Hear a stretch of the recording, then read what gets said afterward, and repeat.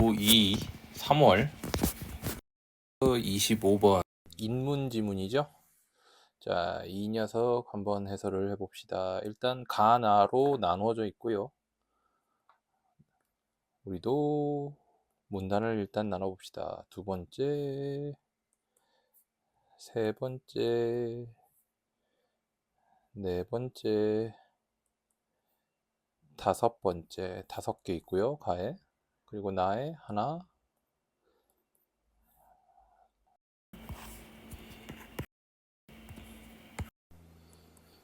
네, 4개 있군요. 자, 첫 번째부터 한 번씩 봅시다. 1문단.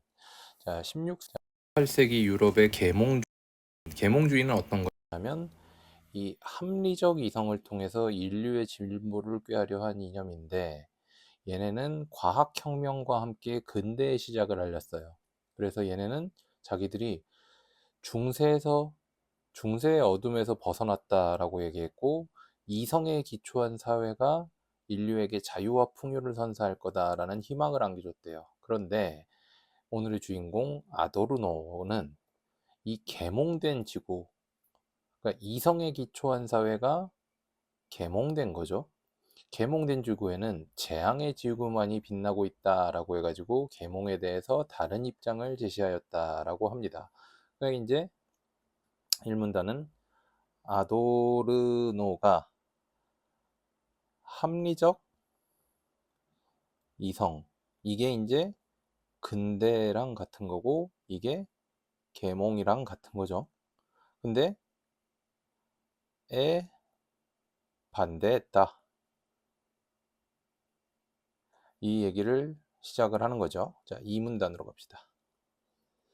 아도르노는 그래서 계몽을 자연에 대한 지배가 있고 인간에 대한 지배가 있고, 그래서 인간에 대해 내적 자연에 대한 지배로 이어지는 과정으로 설명을 했대요. 자, 이렇게 3가지 단계가 있습니다. 그래서 첫 번째 단계인 자연에 대한 지배는 어떤 거냐 하면 자연의 위협, 그러니까 인간이 원시 옷 벗고 살면 얼어 죽죠.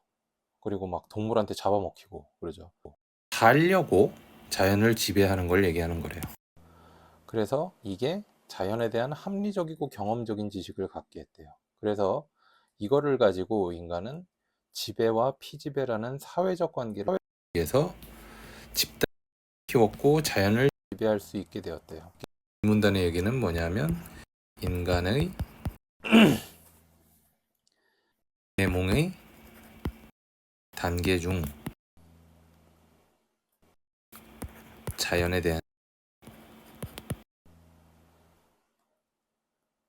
이 얘기하는 거죠. 단어 갑시다. 그런데 사회적 지배 양식이 강화되면서 이게 두 번째 단계로 갑니다. 그게 뭐냐? 인간에 대한 지배다. 그래서 인간에 대한 지배에서 하냐면 이성이 예전에는 사물의 본질을 인식했는데 이제 인간과 자연, 아까는 자연만 지배했잖아요. 이제 인간과 자연이에요. 그거를 뭐라 그러냐? 이성이라고 한대요. 또 변질됐다. 그러니까 뭔가 벌써 안 좋아지죠. 이거를 합리성이라는 이름 아래, 이 미명이라는 거는 뭐 나쁜, 오로지 목적을 위한 도구로 사용되는 이성이라고 할 수 있는데, 그래서 사회 전체가 이 도구적 이성을 가지고 관리가 된대요. 그래서 개인은 자율성도 없고 비판적 사유 능력도 없어요. 그래서 목적 달성을 위한 수단이 된대요. 그래서 사회가 개인의 잔류가 억압하는 전체주의적 경향을 띠게 된대요. 자, 그러니까 인간 중에 인간에 대한 지배죠.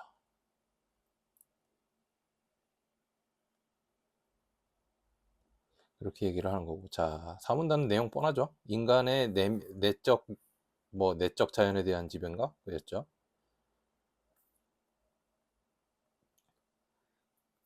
인간 계몽의 단계에서 중에 인간의 내적 자연마저 지배한다.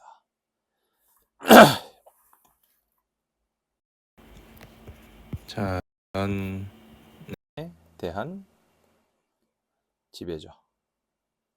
자, 이건 뭔지 봅시다. 마지막 단계에 내적 자연을 지배하는데 내적 자연이 뭐냐? 인간의 내면에 있는 자연적 요소예요. 자, 이게 뭐냐 하면 이게 비합리적이고 달성의 방해 요소예요. 그래서 사회적으로 통제 가능하기 위해서 인간이 스스로 내적 자연을 억압해야만 되게 돼요. 역설적이게도 자연을 폭력적으로 지배하다 보니까 인간 스스로를 폭력적으로 지배하게 된 거예요. 그래서 인간이 되게 허무하고 자기 소외로 인한 불안과 절망을 감당하게 하게 됐다는 거죠. 그래서 이 아드로노는 이 오디세이아에 나오는 세이렌의 일화를 이 계몽의 전개 과정이 드러난 알레고리가 뭐예요?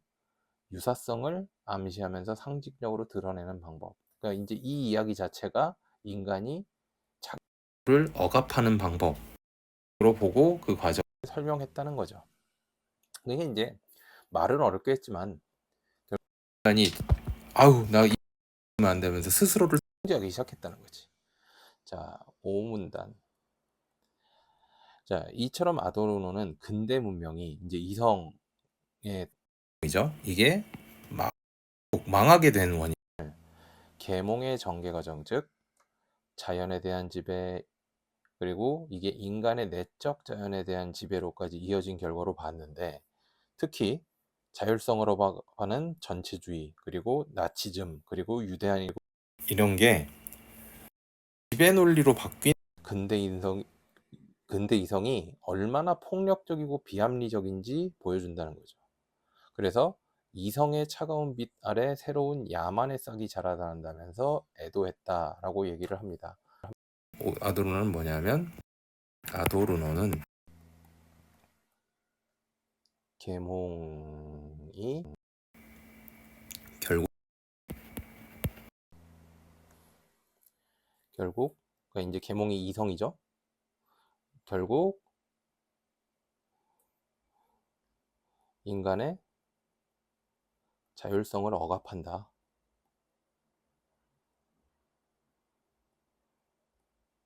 그 얘기하는 거죠. 자, 그 다음에 나로 갑시다. 1문단. 자, 그리고 중세 사고에서 벗어난 이 근대들한테 이성은 인류를 구원할 빛이자 진리였대요. 그러니까 이 근대 사람들한테 이 이성은 아주 좋은 거였죠. 그런데 이 이성을 맹신하다 보니까 전쟁 나고 물질 문명의 병폐, 뭐 환경 오염되고 그런 거 얘기하는 거겠죠. 했어요, 유럽인들이. 이성에 대한 회의감은 의심 이런 거죠. 과 함께 인간의 실존 문제에 관심을 가지게 됐대요. 특히 이 독일의 젊은 예술가들이 사회적으로 정치적으로 긴장 상태에 있는 것에 되게 항의를 많이 했대요. 그래서 그 이성 때문에 소외됐던 내면을 그림을 분출하고자 했대요. 이게 뭐냐? 표. 자, 그럼 1문단의 얘기는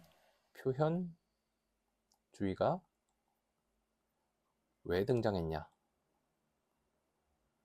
라는 등장 배경을 얘기하는 거죠. 그 다음에 2문단. 자, 표현주의가 뭐냐? 감정을 표현한다라는 의미래요.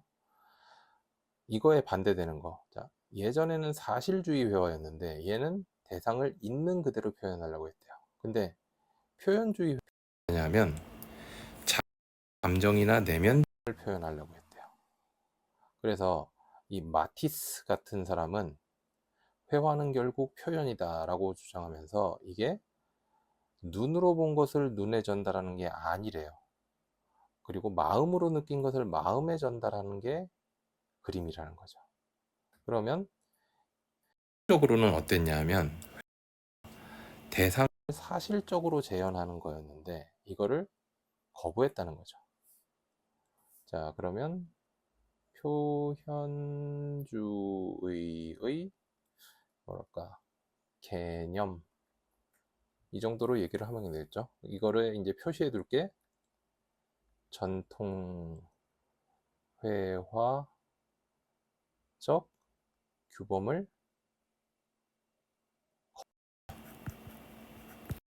그래서 산문단으로 갑니다. 이 표현주의는 어떻게 하냐면 감정을 표현한다 그랬죠?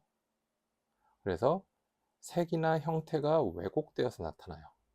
특히 색이 어떠냐 하면 주관적 느낌을 통해서 감정이나 감각을 표현하려 했대요. 그래서 사물이 갖는 고유한 색은 무시해요. 그래서 작가가 마음대로 선택한 색을 써요. 그리고 그 감정을 포착하는 과정에서 다소 과장되고 거친 분놀림이 나타나요.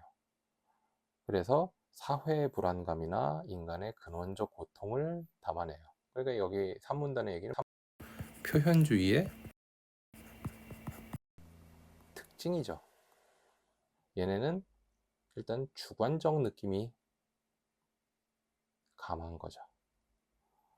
자, 그래서 표현 도외시되어 온, 그러니까 되게 무시받아온 인간의 감정을 표현하려 했다는 점에서 대상의 겉모습에 국한하지 않고 인간의 내면까지 확장시킨 운동으로 평가를 받았대요.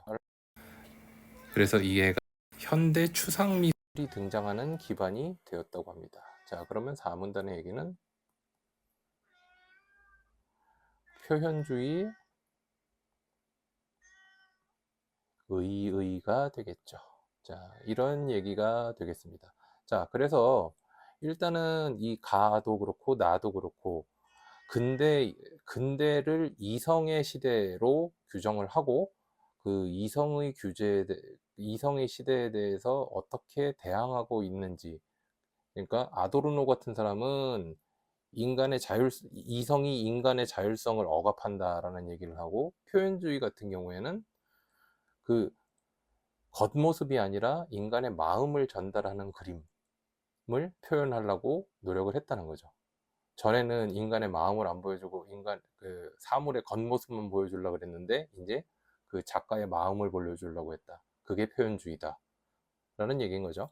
자, 여기까지 하고요. 이거를 뭐 그렇게 복잡한 얘기는 아니니까 이런 부분을 정리를 잘 해가지고 실제 문제 풀어보면서 어떤 부분을 이 문제 내는 분들이 바꿔서 내는지 잘 집중을 해서 풀어보도록 합시다. 자, 여기까지 합시다.